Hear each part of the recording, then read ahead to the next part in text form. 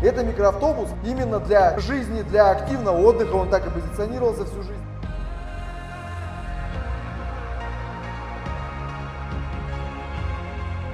Почтальон Печкин был бы рад такой машине больше, чем велосипеду.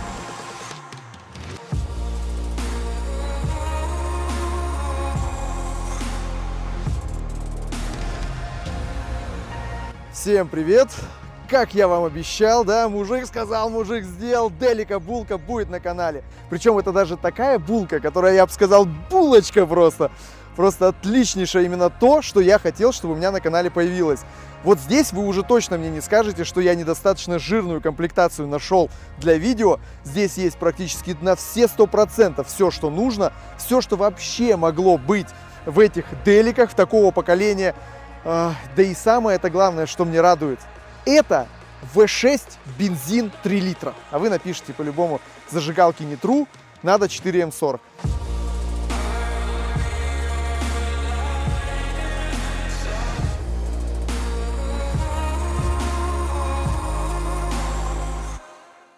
Знатоки, конечно, напишут уже, да, что бампер уже вроде бы не тот, который должен быть уже от второго рестайлинга. И вообще там какие-то моменты уже начнут мне указывать. А я вам так, ребят, скажу, это чуть ли не самая сохранная Делика у нас, по крайней мере, вот в таком кузове в области.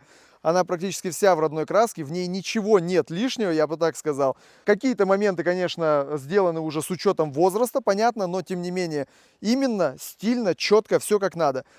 Я понимаю, конечно, что было бы прикольно еще бы потом впоследствии найти такое поколение Делики в злом каком-нибудь внедорожном обвесе, залезть на нем в какое-нибудь суровое говнище, как мы типа лазили по грязи на крузаке 70-м.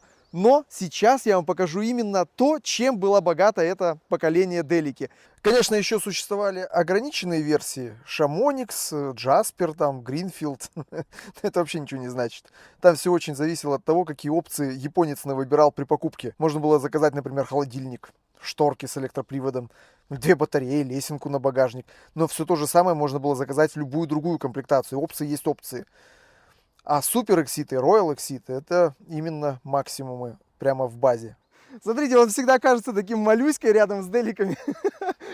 Вот обязательно гляньте, обязательно посмотрите вот про Делику предыдущую ролик. Там я тоже его ставил рядышком. Он тоже кажется таким масюськой. При том, что, ребят, еще раз напоминаю, длина у них одинаковая. По сути, ну там мелочи эти, но из-за того, что Делики, они всегда такие высокие, крупные, такие хо-хо-хо, брутальные тачки, мой кажется таким всегда малюсеньким, да и малюсеньким таким. Прикладываю вам картинку, чтобы показать, как вот такие элементы подсвечиваются. Причем это не колхозный какой-то такой тюнинг, это реально с завода такая есть подсветка. Мне особенно нравится, как значок подсвечивается.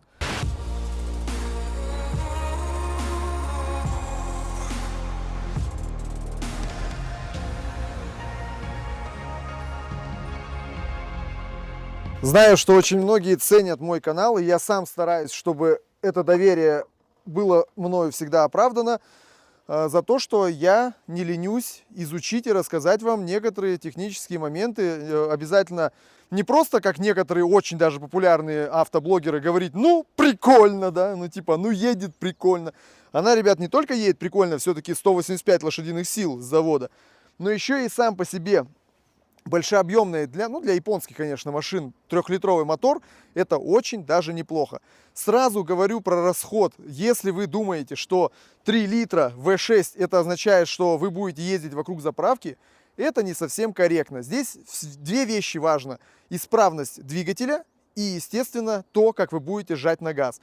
Благодаря тому, что крутящего момента достаточно, благодаря тому, что V6 этой машине хватает для того, чтобы нормально ехать, даже автоматической коробки передач и даже легких поглаживаний педали газа вполне. Уж я вам покажу. Но в любом случае рассказать про этот двигатель я не поленюсь, тем более, что это достаточно выдающийся агрегат. У Mitsubishi не так много было моторов, которые производились десятками лет и успешно сменились только будучи уже вот в конце 2000-х. То есть когда уже вот этот мотор сменил уже более объемный агрегат. То есть, соответственно, если мотор так долго производился, значит, он был удачным. Это поколение 6G72, оно еще имеет одновальные головы. Здесь один распредвал, но он работает с рокерами.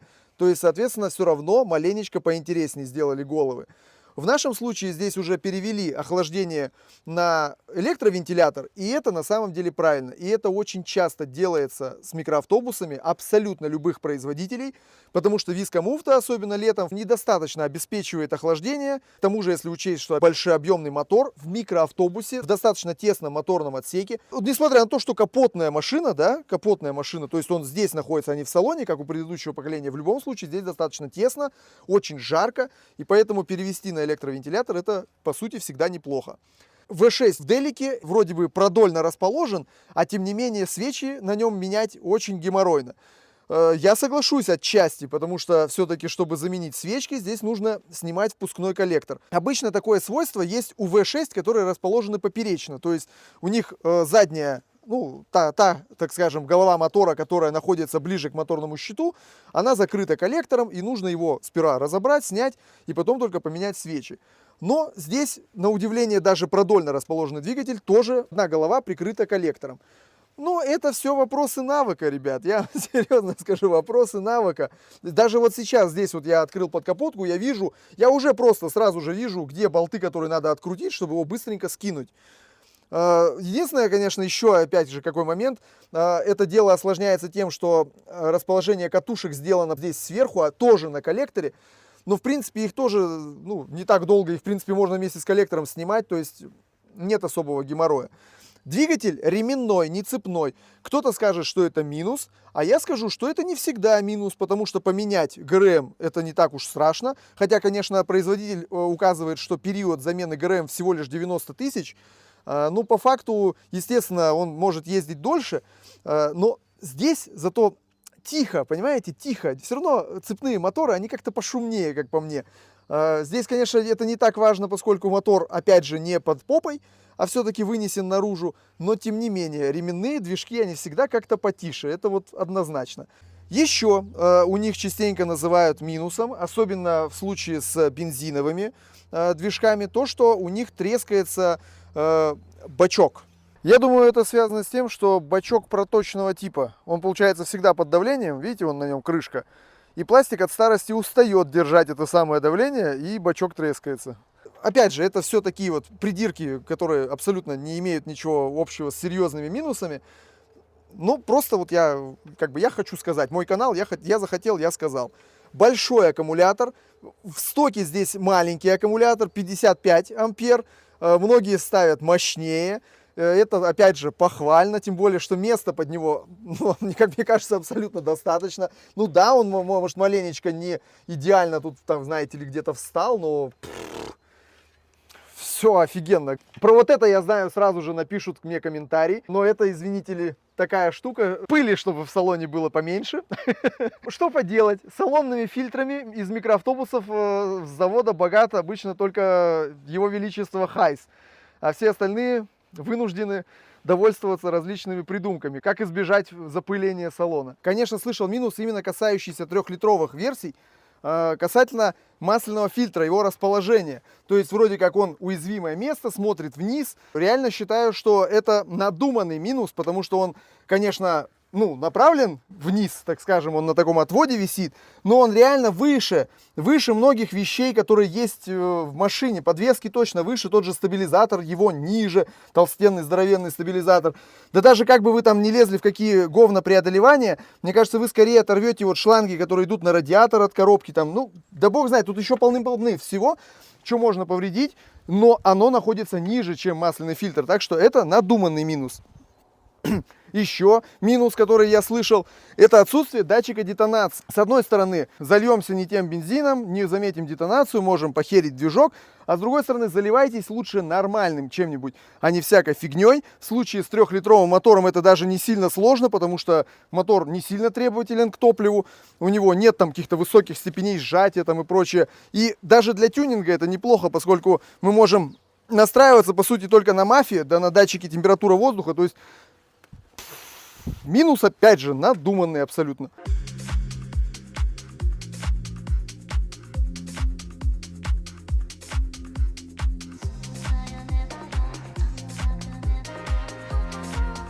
Сидишь выше 200-го крузака, реально.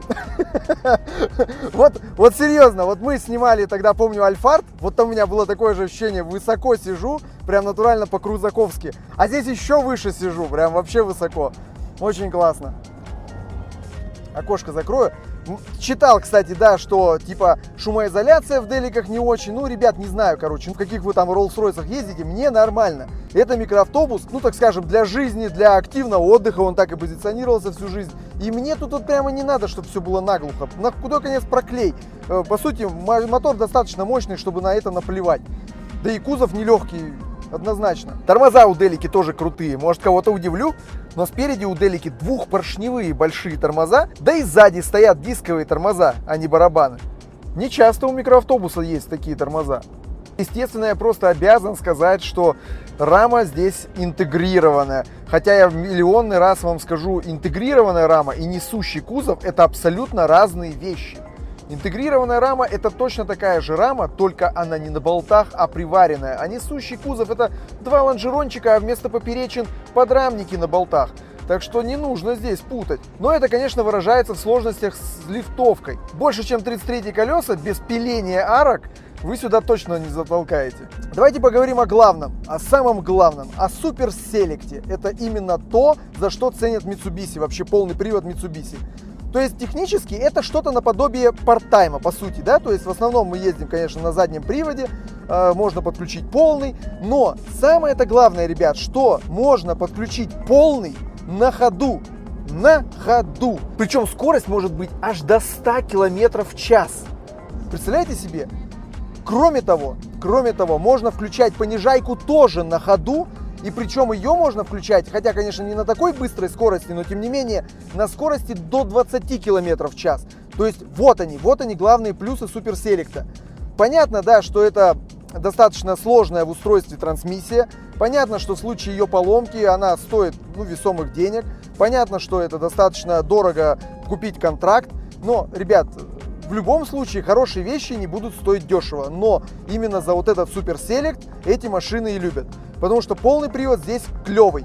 Более того, первое поколение суперселекта распределяет крутящий момент 50/50. Следующее поколение суперселекта уже так не распределяют. То есть именно вот в делике, в булочке именно правильный суперселект. Ну, конечно, в поджерике тоже. Но вот, кстати, если я заговорил о поджерике, стоит вам, ребят, вспомнить, что это не делика произошла от поджера, а поджера от делики. Он появился позже, ё-моё.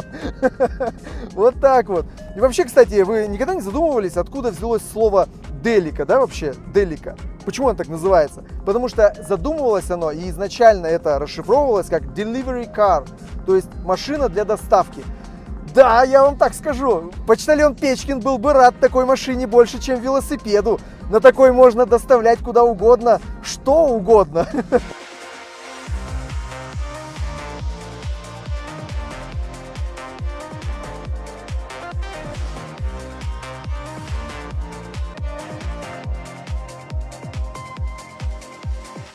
Смотрите, какая штука у нас здесь есть. Ну, ее, правда, надо маленечко подпихнуть. Маленечко подзаклинил, ничего страшного. У нас здесь, смотрите, какая подножечка. Кто-то скажет подножка, как у Эскалейда, а мы скажем, это у Эскалейда подножечка, как у Делики. Итак, погружаемся вовнутрь.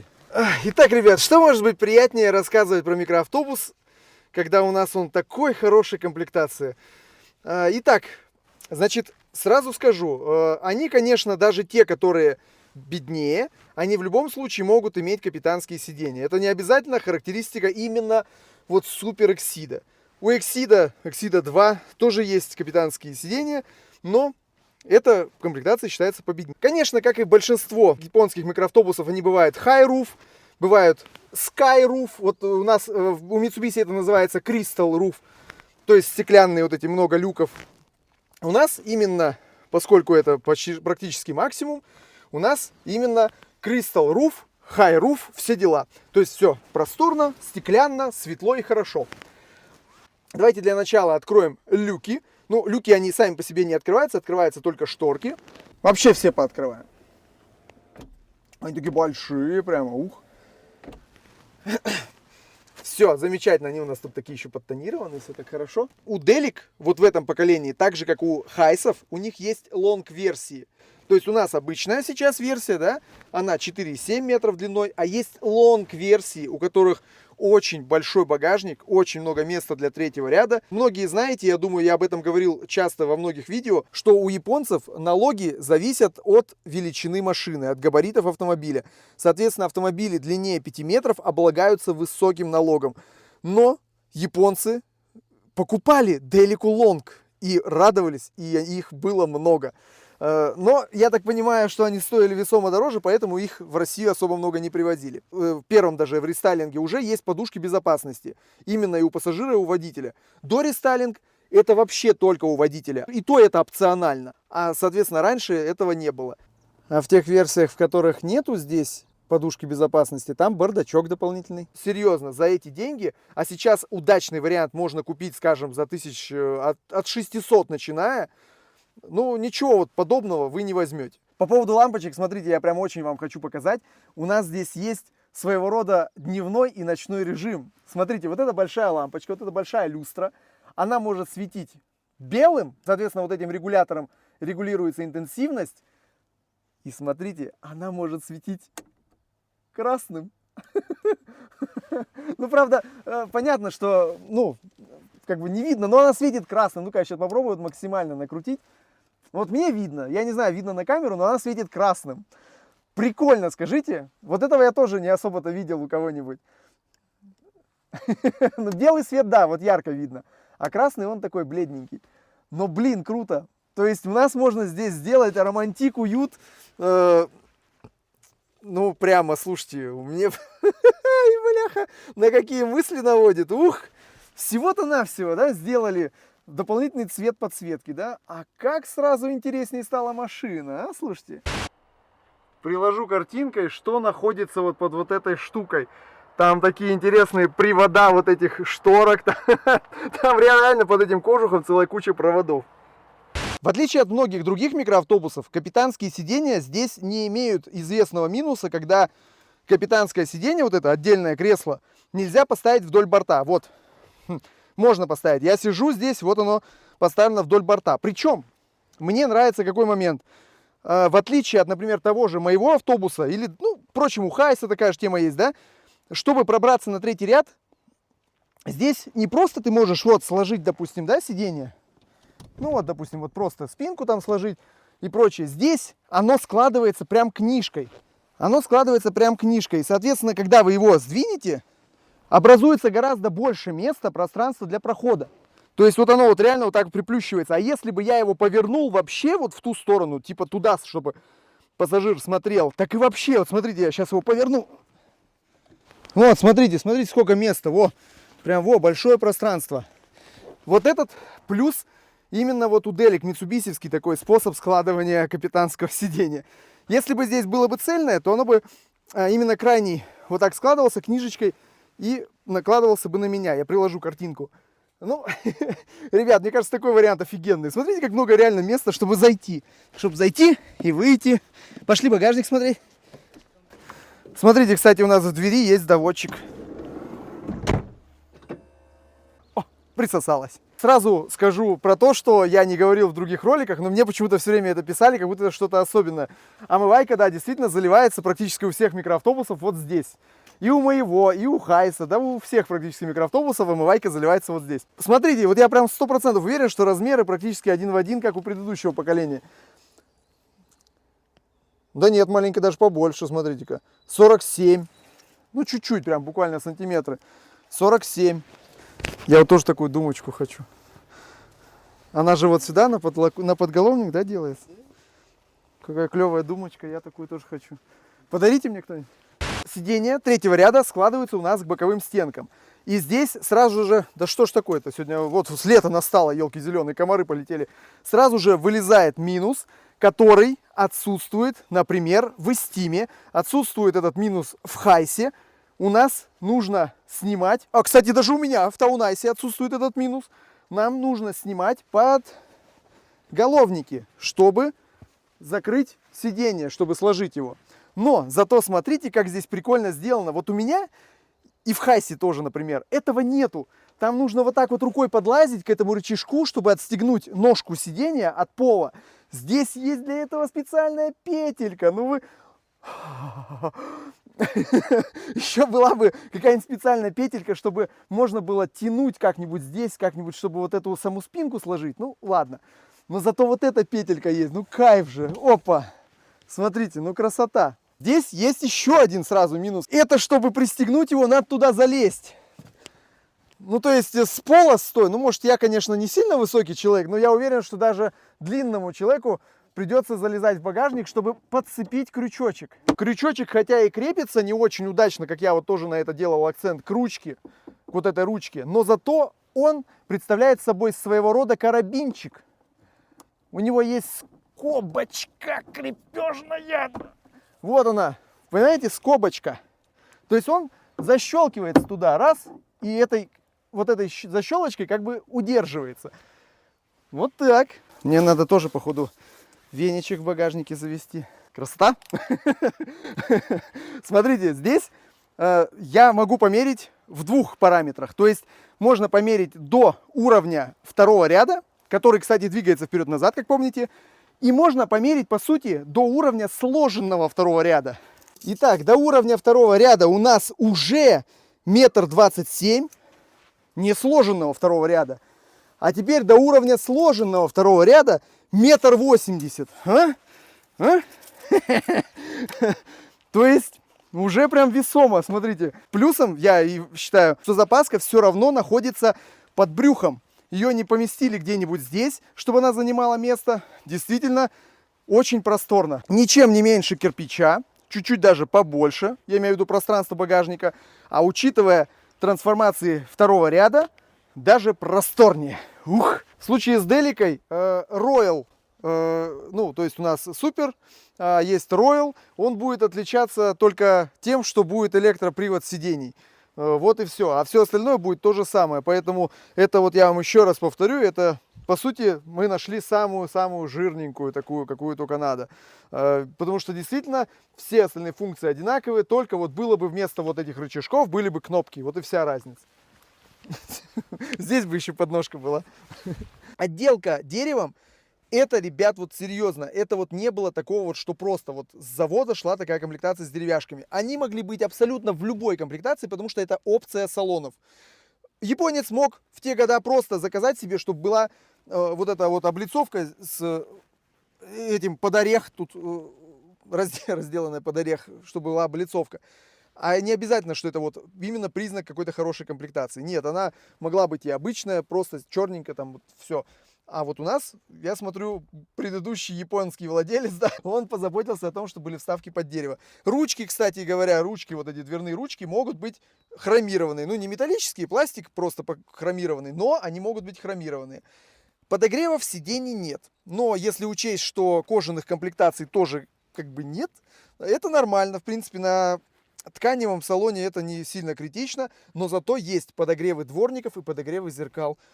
Ох, в нашем климате подогрев зеркал, какая ценная вещь. Вот, ребят, вы бы знали, если подогревы сидений установить, это вообще не геморрой. Купил комплект, поставил сиденье, все, живешь. У меня вот в Камрюхе есть подогрев сидений, вообще отлично работает. Но подогрев зеркал установить гораздо сложнее. И очень, прям очень хорошо, когда он есть. Наличие приборов в версиях с полным приводом это уже признак хорошей комплектации. Не говоря о кренометре штатном, все-таки выведено вольтаж аккумулятора. Зимой это, я считаю, это очень важно, особенно тем, у кого дизельные варианты. Водительский люк, он уже открывается.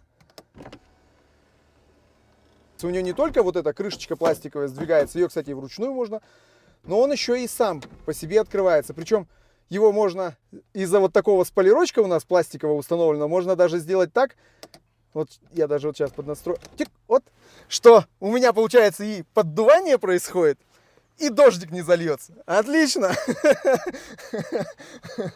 Смотрите, еще покажу вам. Я думаю, кстати, многим понравится. Смотрите, сколько у него различных вариантов света. Здесь такие две маленькие. Большая вот такая люстрочка. То есть тут можно точечно подсветиться, можно здесь. Вот здесь вот этот бардачок, он, конечно, тоже бывает разных вариантов, то есть рестайлинговый, дорестайлинговый, но я думаю, это вам не сильно важно. Гораздо важнее, что полный привод у нас классически включается рычагом. С одной стороны, если бы это все дело на коробке включалось бы кнопками, мы могли бы еще и с передних сидений уходить туда, и нам бы ничего на полу не мешало. Но все-таки как круто, когда есть рычаг.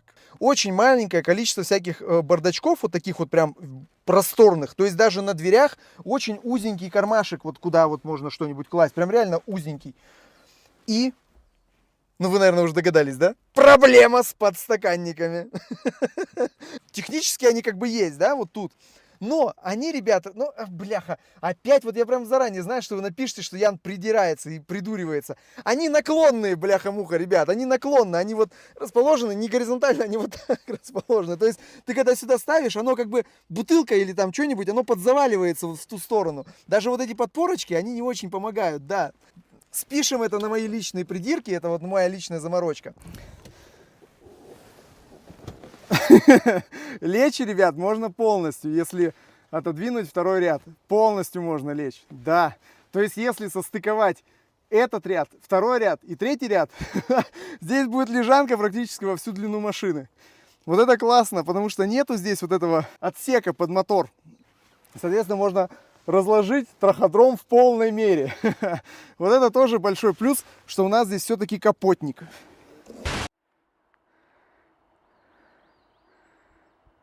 Стивен Спилберг, бляха-муха.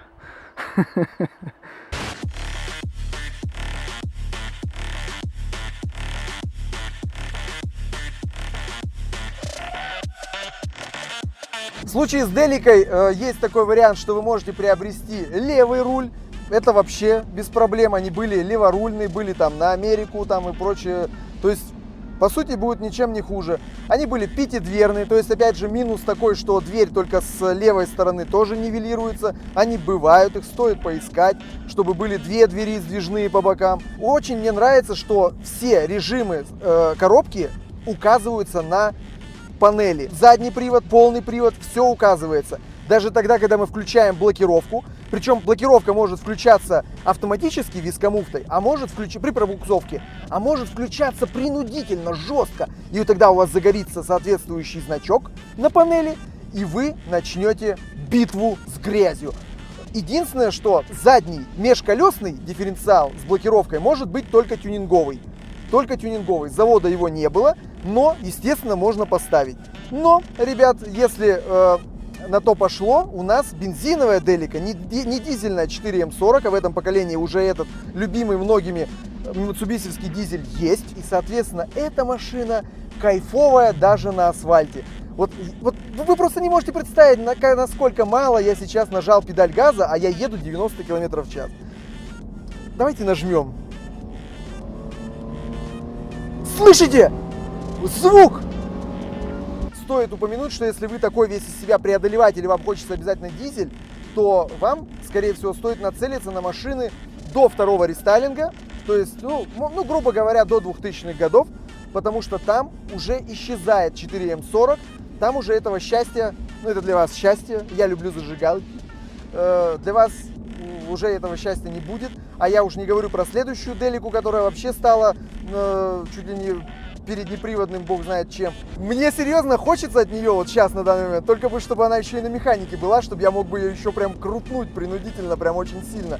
Но она и на автомате очень даже приятная. Что, узнаем, насколько она приятная?